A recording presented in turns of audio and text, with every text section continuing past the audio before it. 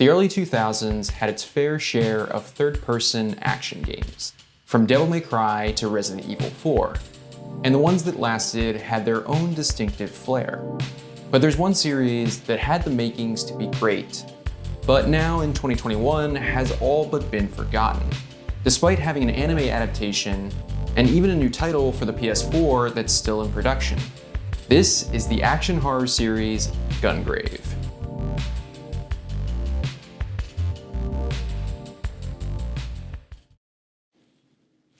Oh, hello my friends. Welcome to the Lion's Lounge. I'm Mike, and I'll be your bartender for this evening. It's been a while since my last video, but I'm really excited to be back and to share with you what I've been working on. So step on up to the bar and grab a drink as we dive into the Gungrave franchise. I always believe in starting off with a strong cocktail, so as we get started, let's go into the history of Gungrave.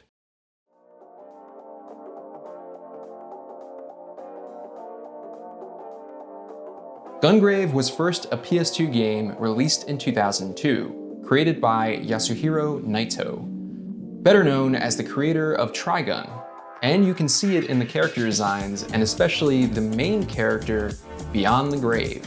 It was developed by Red Entertainment, who was more known at the time for their soccer war games, and since then for Record of Agarest War. The game's tone oozes with a sort of Western vibe, which comes from Nightow's inspirations pulled from John Woo films and Robert Rodriguez's Desperado. Grave's coffin containing weapons from the film itself. The game takes place in a city that's controlled by a mafia organization, Millennium, and it begins with a young injured woman, Mika, fleeing from members of the organization hunting her down, until she encounters Dr. Tokioka and Grave, where it's revealed that she was given a case by her mother, who was killed by Millennium's boss, Harry McDowell, and told to seek out Grave for help. Within the case are a pair of guns that Grave claims, and the game begins.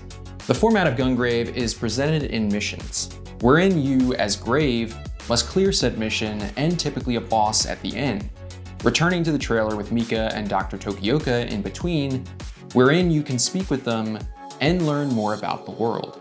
Combat consists mostly of Grave's dual pistols that more or less lock on to enemies, allowing you to perform stylish moves. The more hits you perform, the faster you build up your beat meter, which you can then consume to perform special moves using your coffin, initially being only the death blow that fires a single rocket, but later you can unlock other moves based on your score at the end of each mission. You can also use your coffin as a melee weapon to help with crowd control, and it can deflect projectiles if timed correctly. As Gungrave is an action horror, that comes into play in both Grave and the enemies you face. Millennium is in control of creatures not named in the game, but in the anime called Orgmen, organization members turned into powerful, unstoppable monsters. And you learn as you progress through the game that Grave was once a high-ranking member of the organization, before he was killed by Harry for refusing to help him overthrow then-boss Big Daddy, and was later revived by Dr. Tokioka into the creature he is now. The Orgmen are very difficult to kill, hence why Grave and his weapons are the perfect counter to them. The main bosses later in the game are the current high-ranking members of Millennium, who themselves have chosen to become superiors, stronger versions of Orgmen that still retain their mental faculties. I know I haven't spoken much on my thoughts on the game's combat, but I've been saving that for this point in the video. Overall, I'd say the best part of the game is these boss battles. The normal enemies you face are really just roadblocks, and you're going to be killing a lot of these dudes, with, other than a few exceptions, not much needed to vary up how you handle them. Most of the bosses, on the other hand, you can't use this same approach, or you'll get taken out pretty quickly. I'd say out of all of these, the ones I found most enjoyable are the battles with Bob Poundmax, whose main form is basically a big creepy balloon, Bunji Kukushira, who actually doesn't transform, but is basically a more agile mirror image of Grave, and the final boss, who I won't spoil here.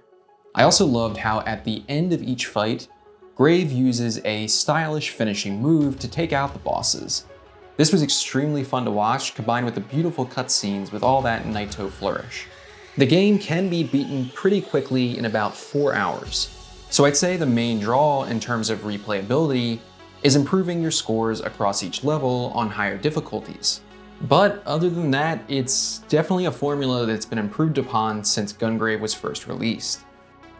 I can also say that on easy mode at least, I got through most of the game by just holding down square, until I got to the bosses and needed to dodge more. But on harder difficulties, this isn't as much of an issue. The only other complaint I can make is that I wish there was more story. A lot of the narrative is either told via conversations with Grave, Mika, and Dr. Tokioka, or through flashbacks. But there aren't many of those, so the player is essentially left to fill in the blanks. Which is why I'm at least happy to say that the anime exists. Before we move on, let me put the finishing touches on your drink. Apologies for the wait, here is your first cocktail for this evening inspired by Gungrave, Beyond the Grave. This is essentially a zombie cocktail variation. Enjoy! Now, video game adaptations are typically a mixed bag, and more often than not, they tend to lean more on the very bad side. But Gungrave is actually good. Really good. So good in fact that this was how I was first exposed to the series, and didn't initially know it was even based on a game. But the anime has a lot going for it that separates it from normal adaptations. It was produced by the legendary Studio Madhouse, directed by Toshiyuki Suru, who previously worked on Great Teacher Onizuka and Cowboy Bebop. Scripted by Yosuke Kuroda, who also worked on Trigun, in addition to numerous other series after. And the music was composed by Tsuneo Imahori, who also did the score for the game. Nightow's character designs also allowed for a very seamless transition into anime, and the extended cast has that same flair. The series is a pretty brisk 26 episodes that honestly feels like the perfect amount of time, with half the episodes devoted to Grave, or rather Brandon Heat, and Harry's backstory leading up to the events of the game, and the other half retelling those events with some differences to how the story ends. And while 13 episodes of backstory may seem like a lot, it's actually probably my favorite part of the series. Here we get to see Brandon and Harry when they were young, and just trying to survive, and how they both joined Millennium and work their way up the ranks, as well as the motivations that led Harry to eventually betray both his own organization and his best friend. Because these characters are given more screen time, you can start to understand them a lot more, especially Harry, even if you don't really agree with him. It's clear this is a man who's seen a great deal of tragedy in his life, and is trying to obtain enough power and control so that he doesn't have to feel that pain again. Brandon, on the other hand, starts as a man who just wants to see the woman he loves. But as he becomes embroiled in the organization and his relationship with Big Daddy grows closer, his feelings of love shift to a desire to protect everything. His organization, his friends, letting his love go so that they aren't put in further danger. It's pretty heart-wrenching, but the series does a great job of showing how Brandon became the man he is now. Another fantastic addition to the series is that the bosses you meet in the game are given proper introductions and narrative arcs, especially in Bear Walken, Ballad Bird Lee, and Bunji Kugashira.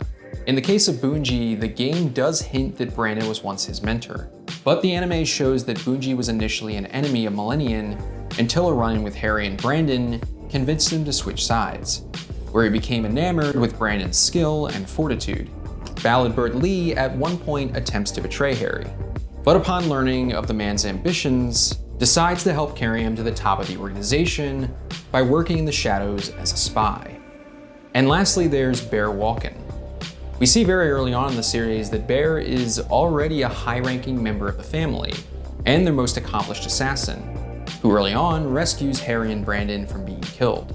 Bear's loyalty to the organization and Big Daddy is absolute, until Harry begins a relationship with his daughter Sherry, and feeling cornered as she's grown to attach to the man, sells his soul and sides with him after his coup. Honor plays a huge role in the anime. When Harry and Brandon are finally accepted into the family, we are quickly made aware of the Code of Iron, an unspoken rule that every member must follow: never betray the family. Doing so is punishable by death. Harry's own philosophy doesn't align with this code, but Brandon, on the other hand, takes it very close to the heart, making it his sole mission to protect the family. It's incredible how the series was able to expand on these little flashbacks and conversations sprinkled throughout the game, without making them seem awkward. This allows for far more depth from all the characters, including Mika, whose relationship with Grave is far more developed, and Dr. Tokioka, whose history is given a lot more screen time here. And that's really what I like about this adaptation. It's more. More character interactions, more development, hell, more dynamic combat set pieces. As this is a Madhouse series from the early 2000s, the animation is pretty fantastic. The backgrounds of the slums Harry and Brandon were born in clearly give off this bleak, depressing atmosphere, like you really don't want to be there, bathed in a dark and somber color palette. Millennium's headquarters towers over the rest of the city as a source of power, but under Big Daddy, it feels almost warm and inviting, contrasted with how it feels cold and oppressive under Harry. In terms of the action scenes, they're done pretty well. I'd say for the majority of this series, the action isn't the main focal point, but when a scene demands it, it's pretty enjoyable, especially in the latter half of the series when Grave is fighting the Orkman. This is also another point I'd give to the anime though, as the fights with the game's bosses, the superiors, are represented extremely well here, with each battle feeling like a genuine threat that Grave may not survive from. One battle in particular I really liked is with Bear. In the game, he wields a series of firearms, but in the anime, he uses a katana, leaning further into his love of Japanese culture. It's pretty hype. I mentioned before that the soundtrack for the series was composed by the same person as the game, and it's done fairly well here. I can't say that any tracks in particular stood out to me other than the OP and ED, but they complemented each scene, and I was never taken out of one by an off-sounding track. The overall sound design is also very well executed, especially during these crucial fight scenes. It's here I want to quickly mention the voice acting, or rather, the sub versus the dub. The series was done in the early 2000s, and the sub is great, but you'll find that for the most part, the dub is actually really well executed, with actors such as Kirk Thornton, Kerry Walgren, Bo Billingsley, and Steve Bloom fitting perfectly into their roles. It's a fantastic cast and a stellar dub. Lastly, there's one final note I want to make about the anime, and that's how it ends. Or rather, how its ending differs from the games.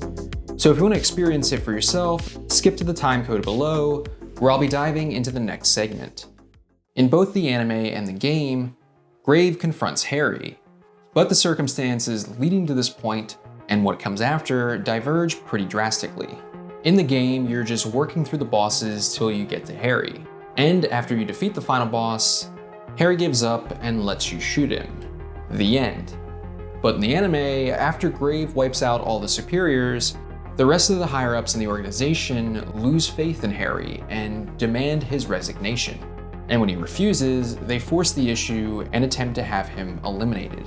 Meanwhile, Grave's body is starting to shut down due to an anti-Orkman ammunition being used against him in his fights, and with Dr. Tokioka dead, there's no way for him to be healed, meaning he doesn't have much time left. And so feeling he at least needs to end Harry's millennium before he dies for good, he meets Harry on the run, and the two talk. I know that may sound anticlimactic, but it's actually a pretty powerful part of the story. We see the characters for Brandon and Harry shift back and forth from their younger selves to their current forms. Harry's passion and drive from his youthful days versus the bitterness he grew to have, and Harry starts to realize all that he's done. The people he's killed, the friends he's betrayed, all so that he could gain enough power to prevent those same people from dying in front of his eyes, and it breaks him. And it's here in this moment that Harry and Brandon are assaulted by members of Millennium attempting to eliminate their former boss once and for all. But Brandon doesn't just stand by and let it happen. Instead, he puts his crumbling body on the line in an attempt to save Harry that shocks the man to his core, and despite the two eventually both being mortally injured, they reconcile in the very end, and decide to end each other's lives, hoping to meet once more in the next one. Overall, the Gungrave anime is probably one of the better video game adaptations I've seen that does a pretty good job sticking to its source material, and even adds a lot more that enhances your enjoyment of it. But if that's not enough for you, don't worry, there's still more. Remember that I said the ending to the anime and the game were very different. Well, that's what allowed for the sequels that followed, with the first one being Gungrave Overdose. But before that, here is your next cocktail, the Expense of Honesty. This is one that I found while looking for a different type of bourbon cocktail, as Harry is a huge fan of bourbon, and I thought the name was just perfect. Moving right along, in 2004, just 2 years after the first game and less than a year after the anime, Gungrave Overdose was released, published once again by Red Entertainment and developed by Studio Ikusubune. This entry saw many welcome and some unwelcome changes that I'll be going into. First, despite a different studio handling the game's development, several of the key staff members from the original game did work on Overdose, including Imahori returning as composer and Nightow providing the character designs. One thing you notice right away with Overdose is the art style has improved a great deal, now having a far more distinctive flair in not just the characters, but the menus and environments. This complemented with the powerful soundtrack really made me feel like the developers had found a good groove for this franchise. The story itself takes place roughly 3 years after the events of the first game, with Mika waking Grave up once again to help her and new character Spike combat a new threat, Seed, a deadly and powerful symbiotic species controlled by the Corsione mafia family. Alongside them, you're joined by 2 new individuals, fellow deadman Juji Kabane, who's got a grudge against the mafia boss's son, Garino, and his partner, Rocket Billy Red Cadillac. Yes, I shit you not, that's his name. A ghost haunting an electric guitar. The two start as counterparts to Grave, aiding him in his missions, but become playable characters once you clear the game the first time. But we'll get into them in a bit. Let me first dive into what I like about Overdose versus the first game. To start, the combat has improved quite a bit. Grave's long-range attacks now include a series of devastating charge shots that can help bring down even the strongest enemies. His short-range coffin attacks are also greatly improved, with you now being able to perform short combos with your coffin and guard with it as well. Even deflecting missiles is far easier in Overdose and becomes extremely critical as you progress through the game. There's also a lot more special moves that can be unlocked, with more powerful versions of each move also available as you progress, and the game seems to be a bit more generous in how you can fill up your beat meter. Overdose is significantly longer than the first one, now taking roughly 6 to 7 hours to complete, not counting any replays using the new characters. And the levels are a lot more varied, with locations ranging from a hotel to a casino, and the enemies are just as varied, not just including the standard soldiers and mafia members, but in the case of the mentioned casino, even slot machines that attack, or later in the game, flying carriers. These different enemy types definitely kept me on my toes throughout my playthrough, even as I started learning their patterns and weaknesses, and this of course translates into Overdose's new array of bosses. This time around, some of the bosses really feel stylish. We of course have the mafia boss and his son, but aside from them, the primary threats include a war-hungry mercenary, Zell, and possibly the strongest dead man around, Fangaram, who wields a large gun Cerberus Centerhead, brother to Grave's dual pistols, and so powerful only Fangaram can wield it. There's 2 other bosses I want to mention, but to do so would be minor spoilers, so if you want to avoid them, skip to the timecode below. So I mentioned before that the Gungrave anime diverged from the games, and obviously the fact that Grave is alive is one of them. But the other is 2 specific bosses. As you play through Overdose, there's a mysterious woman in the inner circle of the mafia that's advising their boss Don Corsione, and seems to have some history with Grave. It's not until later in the game that this woman is revealed to be Sherry McDowell, Harry's wife and Bear's daughter, who in the anime is killed in front of Harry, but in the games wasn't involved at all in the first one, and instead now has a grudge against Grave for killing the 2 men closest to her. It's an interesting boss battle that's a lot more up close and personal than all the other ones. and while not particularly difficult, it's nevertheless memorable. The second boss really surprised me. A man covered in bandages, dual-wielding pistols that seems very familiar with Grave, that is soon revealed to be Bunji Kugashira, having been resurrected by Corcione as a dead man. Bunji's fight is a pretty fun improvement over his encounter in the first game. He still rushes you for a beatdown assault and still heals when his health gets low enough. But he's a lot quicker on his feet than before, and he can also fire a ranged attack that sends out these spirit wolves that hone in on you. This was one of my favorite boss battles, as it felt challenging, but also like a deadly dance between two mastered gun wielders. Lastly, I need to talk about the two new playable characters, Juji and Billy. If Grave is good at short range and long range, Juji and Billy kind of represent the polar opposite spectrums.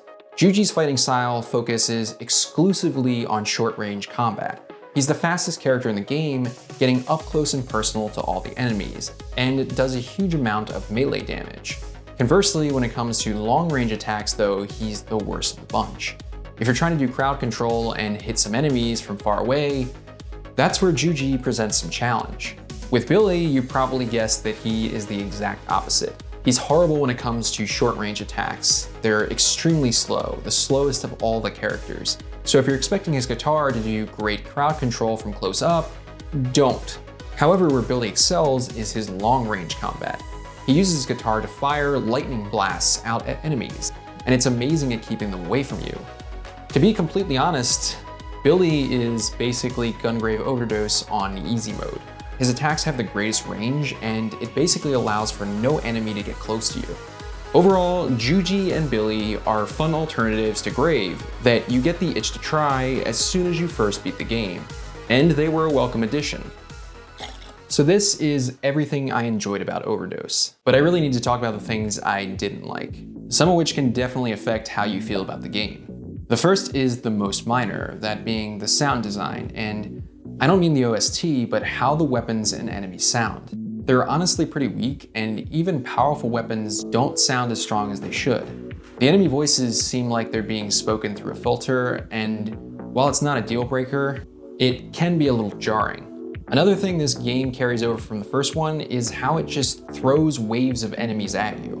Earlier in the game, this isn't an issue, but as you get further in, it can get really repetitive and tiresome to have to keep up this rinse and repeat process. Especially in the final level, where I noticed for the first time just how bad the movement controls can be. Specifically, your jump. This isn't really a spoiler, but at one point you need to make it from one side of a room to the other by jumping over some platforms while trying to avoid getting knocked off by infinitely spawning enemies.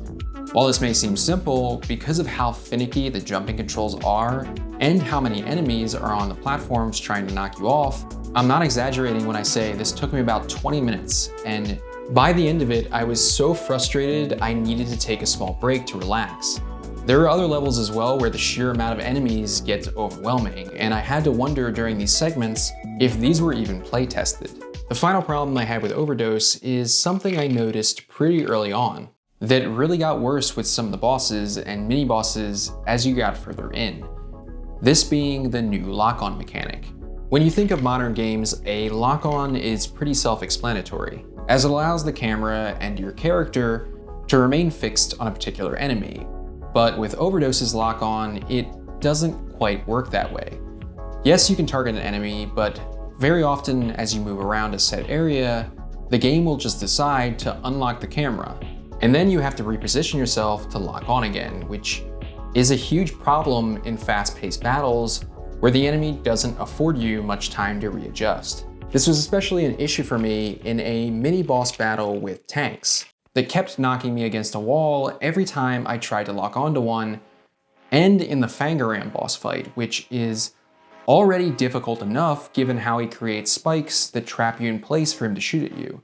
Against regular enemies, you don't have to use the lock-on system, but against bosses, unless you're using an AoE special move, it's critical, and it not working becomes extremely frustrating. I also want to note that I've played this game on the easiest difficulty, and these issues still can make your playthrough very difficult at times. So keep that in mind if you want to pick this up. Overall, I'd say Overdose is definitely an improvement over the first game, in its story, characters, and gameplay. It has its issues, and in some areas, it's aged pretty badly, but was surprised to find that I actually enjoyed it quite a bit, and really jived with its crazier setting, and it made me interested to see where the series would go from here. But it's essentially at this point that the Gungrave franchise was put on hold. I tried to find if it was due to low sales or the fact that both games received average reviews, but there really wasn't a concrete reason. Now friends, thank you for waiting. This is your final cocktail for tonight, the Rocket Billy Red. Cheers. This is a bright red rye whiskey cocktail with a little bit of orange liqueur and cranberry juice. Now I want to end this off by talking about the future of Gungrave. It wasn't until 2017 that a new entry was finally released. Gungrave VR, developed by Studio Iggy Bomb, and meant to be a prologue to a brand new game, Gungrave G.O.R.E. Now, I honestly haven't played VR because, well, I don't have a VR headset. However, from what I've seen of it, as well as the reviews, it's mediocre.